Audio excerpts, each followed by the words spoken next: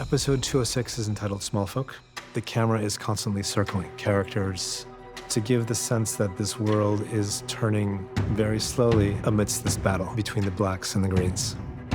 In a way, it's a boiling over of all of these things that have been simmering for so long. He dares to summon me with haste. I find Aemon to be one of the most interesting characters. He's driven by a very cold rationality. Aegon makes choices out of fear or anger, whereas Aemon's revenge will always be served cold. Aegon has so many people constantly trying to puppeteer him. It's Larys, or it's Alicent, or it was Otto, whereas now we've got Aemon. He's very difficult to manipulate. In a state of war, he's gonna fight, just like Daemon. My uncle is a challenge I welcome, if he dares face me. I think Aemon is obsessed with Daemon in a way. I think he grew up in Daemon's shadow and hearing about the mystique of him.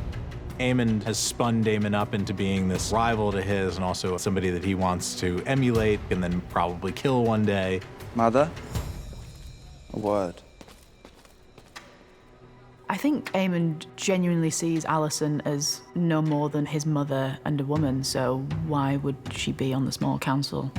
Aemon sees the world in a very black and white way. We've always talked about Aemon as being the ultimate pragmatist. So he is not banishing his mother from the council out of cruelty. It's very simply like, I'm sorry, what is it that you do here and what's your role? You serve the realm well. At a time of need. That need is ended. So long as he's seen as this indestructible, horror icon-esque, Terminator-like figure, he'll be forever all-powerful. Have the indignities of your childhood not yet sufficiently been avenged? She tries to penetrate whatever heart he has left, but it's to no avail.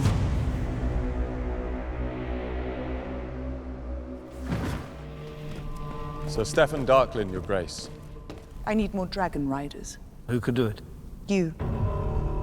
I think it's an act out of desperation of Rhaenyra's because she realizes she's never going to have the ground army. She doesn't know how Daemon is going to break. And even if the Riverlanders do go her way, they're still weeks away by March. She takes another one of these pretty outlandish but understandable risks in trying to put Stefan Darklin on a dragon. Perhaps the gods will favor us. The first part of this journey is kind of an act of magical thinking. And I don't think it's that pragmatic.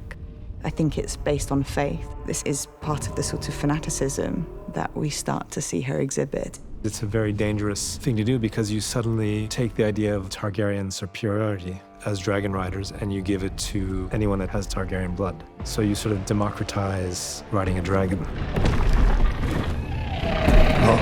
It is a risk to life and limb, but on the other side of it, it means being written into the history books. Darklin gets intoxicated by that idea and doesn't think about the possible consequences, which, sadly, are quickly visited upon him.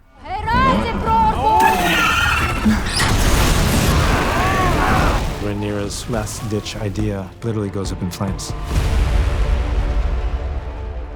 There is not food enough in the city. The people are hungry, and their anger is rising. I think Larys is smart enough to try and warn Aemon that people are hungry. And when people are hungry, they become desperate. When people become desperate, things happen.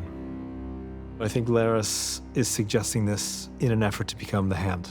And he wants to show Aemon that he has an understanding of what's happening.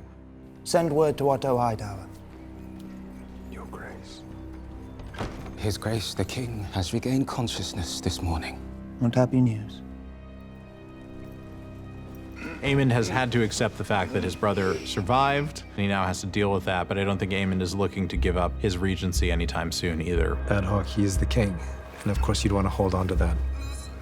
Aegon is in grave danger. Now Aemon's, prowling around the castle. He's always had these suspicions of Aemon, but never really taken them too seriously. He wants to be in that position more than Aegon ever did. Seems my brother has a long recovery ahead of him, Grand Maester. If Aegon was to fully recover and he was to tell people what Aemon did, that puts Aemon's newfound position in jeopardy. And so, he's a major threat at this point.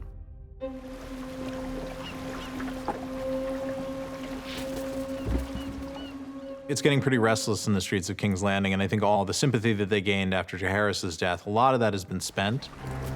You have people who are scared and sick and hungry, and when the masses get restless, they point at the person in the highest levels of power and they blame them. You, where'd you get that food? Gifts from the Queen. She thinks of us even now. I think the people at King's Landing have learned by now. The people in charge are only going to give them what they have to. I don't think they're stupid, and I think that's what happens. I think the aristocracy undermine people as a collective. Whoever's going to supply them and save them from the famine is the person they're going to choose to be in charge. Aemon's downfall is that he doesn't understand the power of the small folk. Rhaenyra, through Mysaria, comes to understand this. She knows what makes them tick. She's one of them, and not just how to win their hearts, but actually what they really need. Mysaria is giving Rhaenyra that layer that she's not getting from anybody else in their council, which is, how do I, from so far away on this literal island on Dragonstone, touch and affect King's Landing? And in this war, that psychological battle is very important. Your Graces, we must leave. Alicent goes through this whole experience in this episode of having all these layers of her family slowly stripped away from her. Her father is gone and missing, and her son might not survive his wounds. Cole is off on the march. Aemond is a monster, and she goes to the Sept to find comfort. And even that is not a sanctuary for her. There's the Queen of Fishes! There's a blockade. There's no food. The small folk are starving, and so there's no wonder that they see the royals come in their cart and all their finery, and it's such a slap in the face to them. It's very Marie Antoinette, let them eat cake. It's cause for revolt.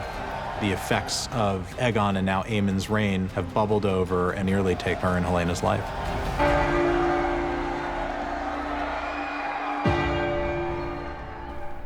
It is as we hoped, a warning to the usurpers that you have strength beyond what they accredited. It's been such an interesting part of this series for me, understanding that relationship. You watch two people who are deeply suspicious of one another develop a form of trust. Their relationship has found a dynamic which is not dissimilar to how they first met, which was this kind of open frankness and honesty and really taking each other at face value. In many ways, she is the off-council hand of Rhaenyra. I think Mysaria's power increases in Rhaenys' absence because I think Rhaenyra is desperate in looking for that sympathetic female voice in her life. Within a patriarchal structure, they underestimate both of us, really. I believe you are meant to be queen. And to what extent is there a degree of threat in watching two women begin to guide the path to war? Your Grace, the Dragon Sea Smoke has been sighted. He has a rider. Sea Smoke has been claimed, and she needs to go find out who, leaving the audience wondering what's going to happen next.